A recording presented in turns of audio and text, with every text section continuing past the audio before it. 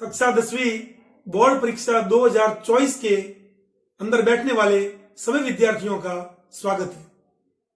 कक्षा 10वीं के सामाजिक विज्ञान के बोर्ड में आने वाले महत्वपूर्ण प्रश्नों पर एक बार हम दृष्टिपात कर रहे हैं।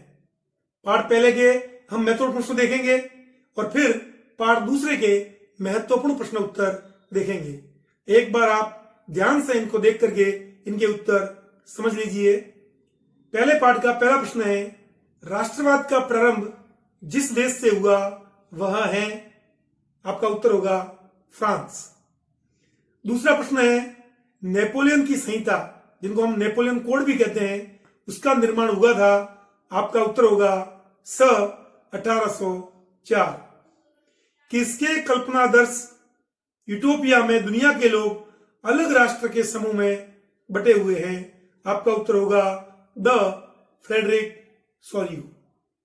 चौथा प्रश्न है, जोल्वेराइन नामक शुल्क संघ की स्थापना कब हुई? जोल्वेराइन नामक शुल्क संघ की स्थापना 1834 में हुई थी, तो अपना उत्तर हो जाएगा 1834। आगे प्रश्न देखते हैं हम। पांचवा, 1815 में नेपोलियन की हार के ठीक बाद 4 देशों ने एक सम्मेलन आयोजित किया था। यह सम्मेलन कहां हुआ था? वियना में, जिसको हम वियना कॉन्फ्रेंस भी कहते हैं। छठा प्रश्न, जूसेप मैत्सिनी कौन था? मैत्सिनी कौन था? इटली का एक क्रांतिकारी था, आपका उत्तर हो गया 1815 ईस्वी में नेपोलियन को हराने वाली 4 शक्तियों में कौन सी एक नहीं है? जिन 4 शक्तियों ने हराया था उनमें से 3 के नाम दिए हैं, उसमें से एक को आपको पहचानना है कि कौन सा वो देश था जो इसमें शामिल नहीं था। ब्रिटेन, रूस, प्रसा, चीन। तो हमारा उत्तर हो जाएगा चीन। चीन उसमें शामिल नहीं था। 8वां प्रश्न है, निम्न में इटली के एकीकरण में किसका योगदान था? काबूर, मैत्सिनी, गैरिबाल्डी। ये तीनों व्यक्ति बहुत महत्वपूर्ण थे, तीनों का योगदान इटली के एकीकरण में था। अब हम छोटे प्रश्न देखते हैं। वियना सम्मेलन जो हुआ उसकी अध्यक्षता किसने की थी? ऑस्ट्रिया के चांसलर ड्यूक मेटरनिक। आपको ये याद रखना है, बहुत महत्वपूर्ण प्रश्न है।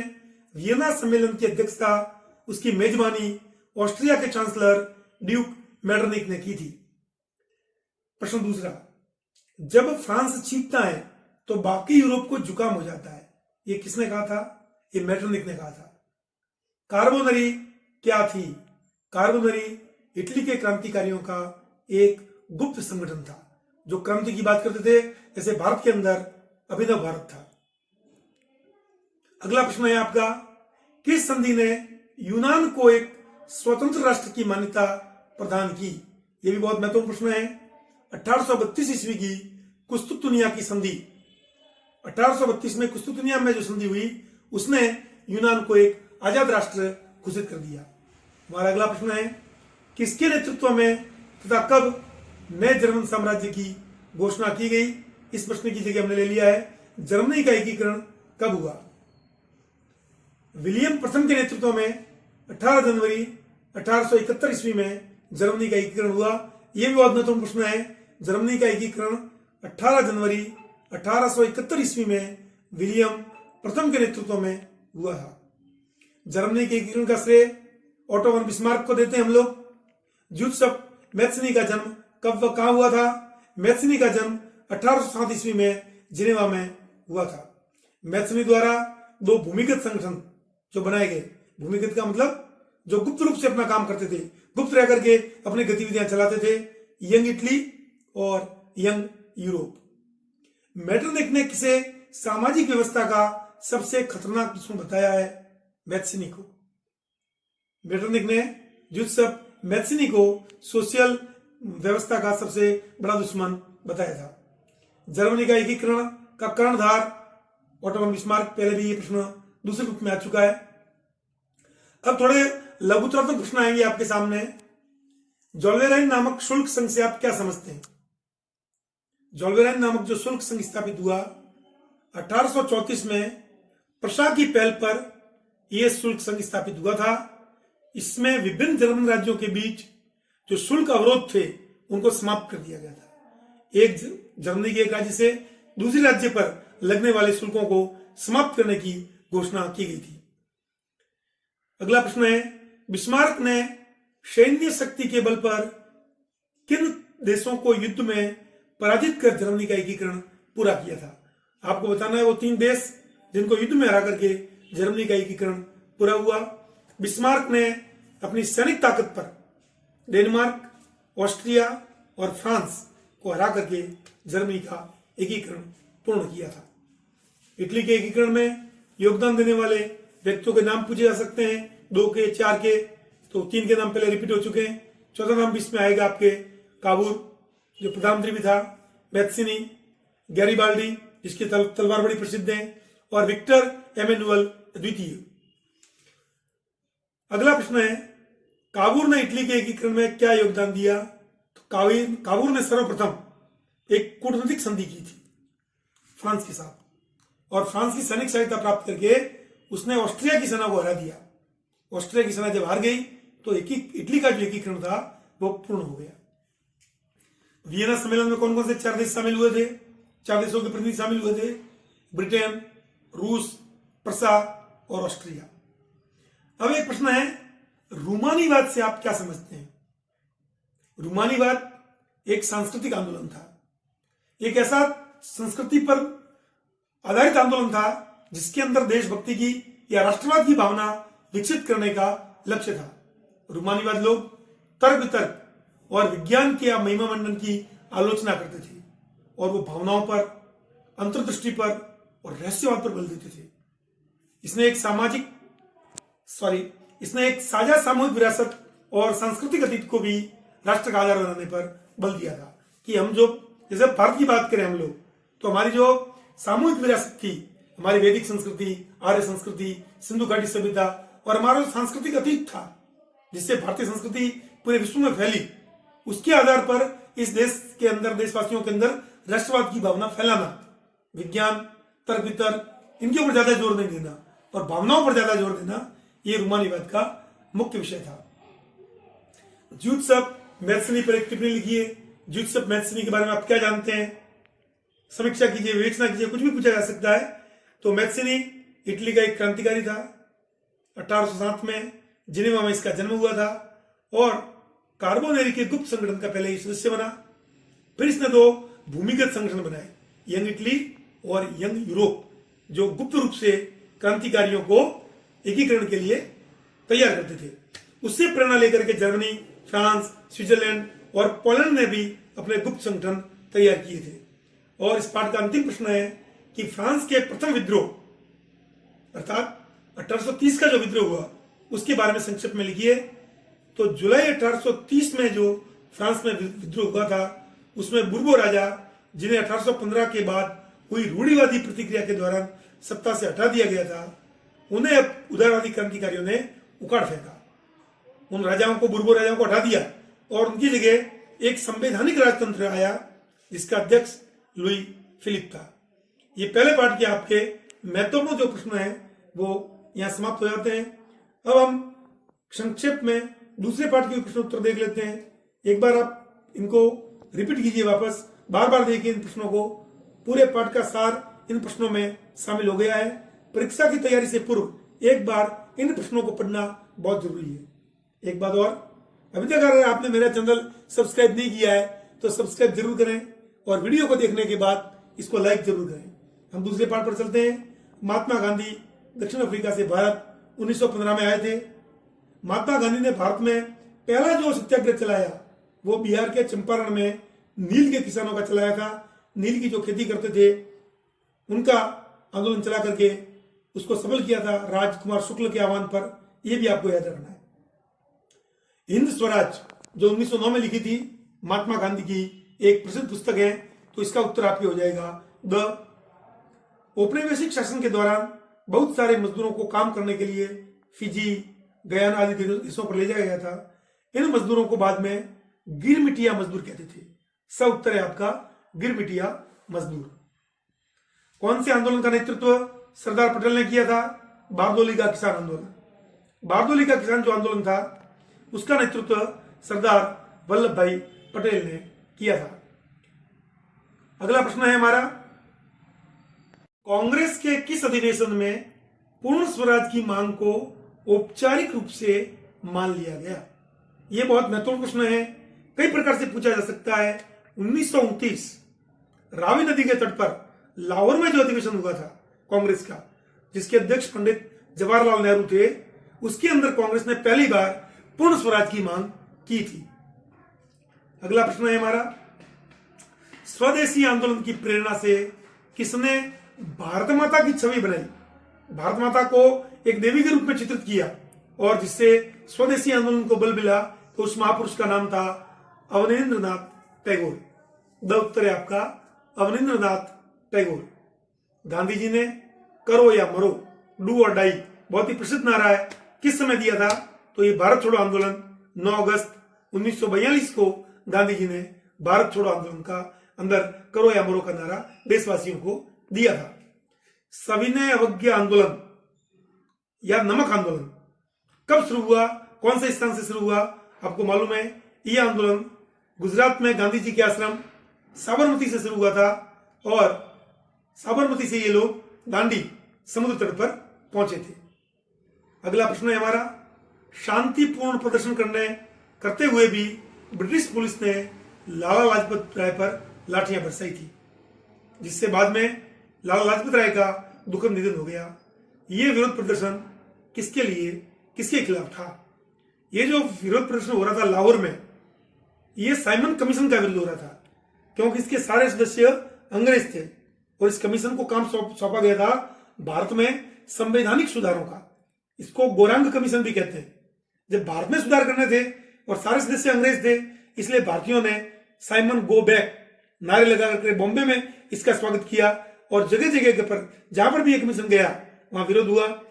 लाला जी लाहौर में इसका विरोध कर रहे थे, वहां लाठियां बरसाई गई और लाला जी की इसमें मृत्यु हो गई। लाला जी ने कहा था कि मेरे ऊपर बरसाई गई एक एक लाठी अंग्रेजों के कफन की आखिरी कील साबित होगी। अगला प्रश्न है हमारा, महात्मा गांधी ने नस्ल भेद के विरोध में 1915 से पूर्व दक्षिण अफ्रीका में सत्याग्रह किया था। उस सत्याग्रह में उन्हें सफलता मिली थी। गुजरात के खेड़ा में सत्याग्रह किसके लिए हुआ था? गांधी जी का दूसरा सत्याग्रह। प्रथम 1917 में चंपारण में हुआ और 1917 के अंतिम दिनों में ये खेड़ा में गुजरात के अंदर जब किसानों की फसल खराब हो गई थी और किसान लगान में कमी की बात कर रहे थे, माफ करने की बात कर रहे थे, तो वहां पर गांधी जी ने सत्याग्रह किया था। सूती कपड़ा कारखानों के मजदूरों के लिए कहां आंदोलन हुआ?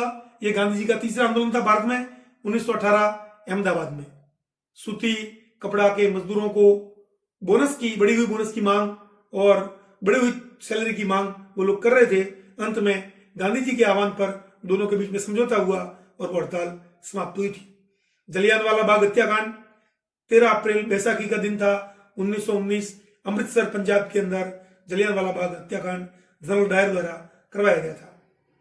ऐसा विरोध प्रदर्शन जिसमें किसी ऑफिस या दुकान का रास्ता रोक देते हैं, उसको हम लोग पिकेटिंग कहते हैं। इसका बड़ा संबंध है हमारा असहयोग आंदोलन से, सविनय अवज्ञा आंदोलन से। उसमें हम लोगों ने शराब की दुकानों की पिकेटिंग की थी, महिलाओं ने वहां धरने दिए थे। साइमन कमीशन का विरोध क्यों हुआ, ये पहले मैं भी आपको रिपीट कर चुका हूं, क्योंकि इस आयोग में एक भी भारतीय नहीं था, सारे सदस्य थे वो अंग्रेज थे। लाहौर अधिवेशन के अध्यक्ष जवाहरलाल नेहरू थे, मैंने आपको पहले बता दिया। दिसंबर 1929 लाहौर के अंदर जो अधिवेशन हुआ, पूर्ण स्वराज की मांग हुई, उसके अध्यक्ष पंडित जवाहरलाल नेहरू थे और 26 जनवरी 1930 को वहीं पर पहली बार स्वतंत्रता दिवस मना करके हमने तिरंगा झंडा फहराया था। लंदन में हुए 3 गोलमेज सम्मेलन में से कौन से गोलमेज सम्मेलन में गांधी जी गए थे? आप सबको मालूम है, दूसरे गोलमेज सम्मेलन में महात्मा गांधी शामिल हुए थे, क्योंकि लॉर्ड इरविन के साथ गांधी जी का समझौता हुआ था, जिसके तहत गांधी जी ने इसमें भाग लेना स्वीकार किया था। पूना पैक्ट 1932 अंबेडकर और महात्मा गांधी के बीच। भारत छोड़ो आंदोलन मुंबई के ग्वालियर टैंक मैदान से शुरू हुआ था। वर्ष 1859 का इनलैंड इमिग्रेशन एक्ट किसके लिए था? चाय बागानों में काम करने वाले मजदूरों के लिए, खास करके असम के अंदर। इनलैंड इमिग्रेशन एक्ट का मतलब था कि जो मजदूर उन बगीचों में काम कर रहे थे, वो अपने साथ बगीचों में से कोई भी सामान, चाय की पत्ती या चाय लेकर के बगीचे से बाहर नहीं आ सकते थे। 1930 में दलितों को दलित वर्ग एसोसिएशन में किसने संगठित किया? डॉक्टर अंबेडकर ने। कांग्रेस कार्य समिति ने भारत छोड़ो आंदोलन का प्रस्ताव कब और कहां पारित किया? यह भी बड़ा महत्वपूर्ण प्रश्न है।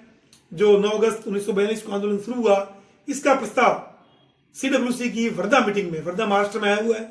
14 जुलाई 1942 को ये मीटिंग हुई थी और वहां पर ये प्रस्ताव लिया गया था।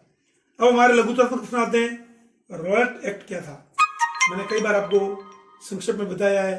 नो अपील, नो दलील, नो वकील। एक ऐसा कानून जो आजादी आंदोलन को कुचलने के लिए अंग्रेज सरकार ने बनाया था।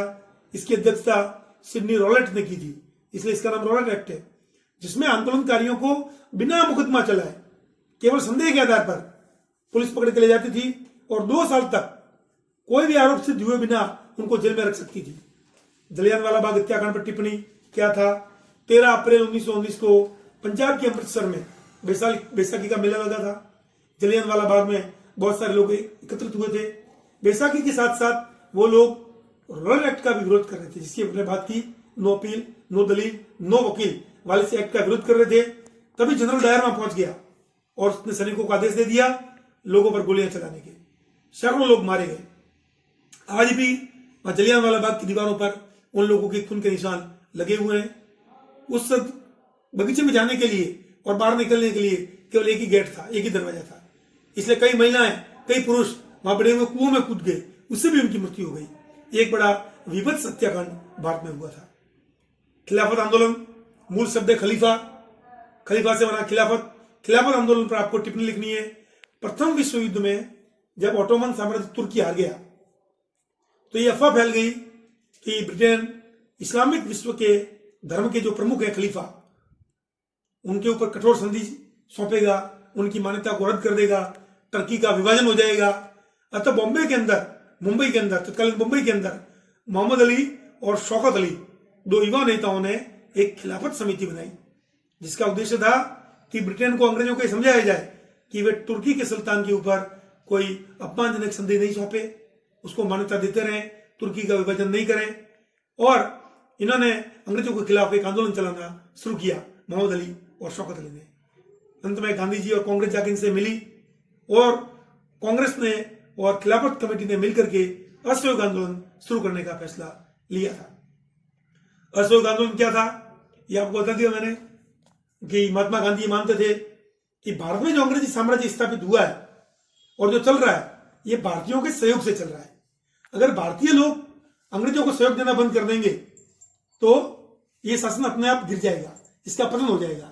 इसलिए ये आंदोलन असहयोग आंदोलन कहलाता है।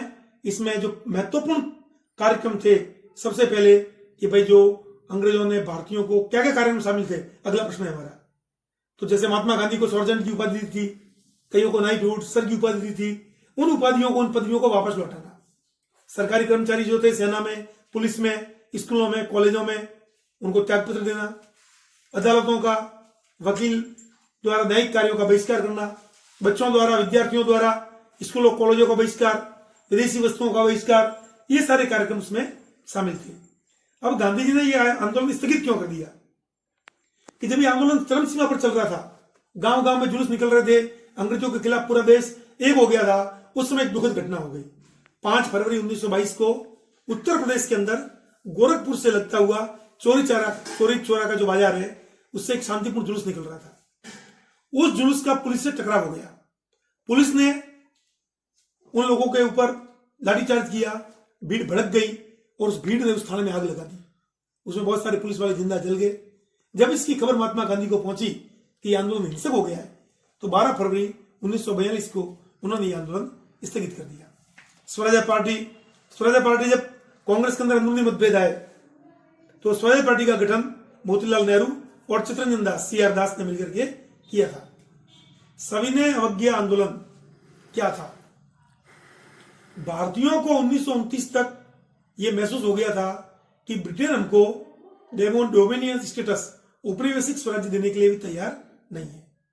इसलिए दिसंबर 1929 में लाहौर में पंडित नेहरू के अध्यक्षता में जो सम्मेलन हुआ, इसकी बात अपन ने पहले की है, उसमें कांग्रेस ने पूर्ण स्वराज्य मांगा। उस जमाने के जो वायसराय थे इरविन, इन्होंने गांधी जी को बुलाया और कहा कि भाई तुम अपनी 11 मांगे हमारे सामने रखो। नमक आंदोलन के अंदर जब भारतीयों को एहसास हो गया कि अंग्रेज उनको डोमिनियन स्टेटस भी देने को तैयार नहीं है, और नेहरू जी ने 1929 में लाहौर में जो अधिवेशन हुआ पूर्ण स्वराज की घोषणा की, गांधी जी ने लॉर्ड इरविन को अपना 11 सूत्री मांग पत्र भेजा और कहा कि 11 मार्च तक अगर आपने हमारी मांग नहीं मानी तो हम एक आंदोलन छेड़ देंगे। इरविन द्वारा मांगे नहीं मानी गई तो 12 मार्च 1929 को गांधी जी साबरमती आश्रम से दांडी के लिए रवाना हो गए।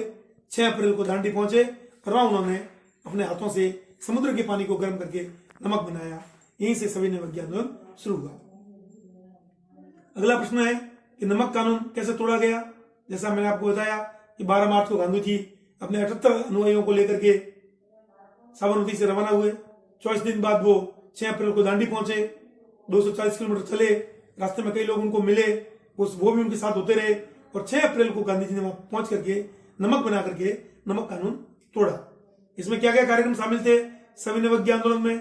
सविनय अवज्ञा आंदोलन में नमक कानून तोड़ना, सरकारी नमक कारखानों के सामने धरना देना, विदेशी कपड़ों की होली जलाना, शराब की दुकानों की पिकेटिंग करना, किसानों द्वारा लगान देने से मना कर देना, चौकीदारी कर नहीं देना, सरकारी कर्मचारियों द्वारा नौकरी छोड़ देना, और जंगलों में रहने वाले जो लोग थे आदिवासी, उनके लिए जो अंग्रेजों ने वन कानून बनाए थे उन वन कानूनों को उल्लंघित करना, उनको भी तोड़ देना, ये सब कार्यक्रम शामिल थे। अब हमारे अंतिम 2 प्रश्न है। भारत छोड़ो आंदोलन, जब क्रिप्स मिशन भारत आया और वह सफल हो गया और 14 जुलाई 1942 को वर्धा में कांग्रेस ने भारत छोड़ो का प्रस्ताव ले लिया। अंग्रेजों को भारत छोड़ो ये नारा दिया जाना था। गांधी जी ने उसमें करो या मरो का भी नारा दिया था और अंग्रेजों को कहा कि आप तुरंत भारत की सत्ता छोड़ करके चले जाइए। 8 अगस्त 1942 को मुंबई के अंदर CWC कांग्रेस वर्किंग कमेटी की बैठक हुई। इसमें प्रस्ताव का समर्थन हुआ और एक व्यापक जन आंदोलन शुरू हुआ। इसका स्वरूप क्या था? बॉम्बे से यह आंदोलन पूरे भारत में प्रारंभ हुआ। कांग्रेस के बड़े नेताओं को उसी रात गिरफ्तार कर लिया गया। कुछ लोग, जयप्रकाश नारायण जैसे लोग भूमिगत हो गए और भूमिगत होकर के वो रेडियो संदेशों द्वारा ये आंदोलन चलाते रहे। हड़तालें हुई, राष्ट्रगीत गाए गए, नारे दिए गए, कई जगह जुलूस निकलते थे। छात्र, किसान, मजदूर, साधारण लोग, मतलब प्रत्येक भारतीय इस आंदोलन में शामिल हो गया। अब अंग्रेजों को पता हो गया था कि भारत को आजाद करना ही होगा। तो प्यारे विद्यार्थियों, ये कार्यक्रम हमारा जो है वो यहाँ समाप्त होता है 2 पार्टों का। अगले 2 पार्टों के लिए आप मेरे चैनल को सब्सक्राइब कर ये वीडियो देखते रहिए। बहुत बहुत धन्यवाद, बहुत बहुत धन्यवाद।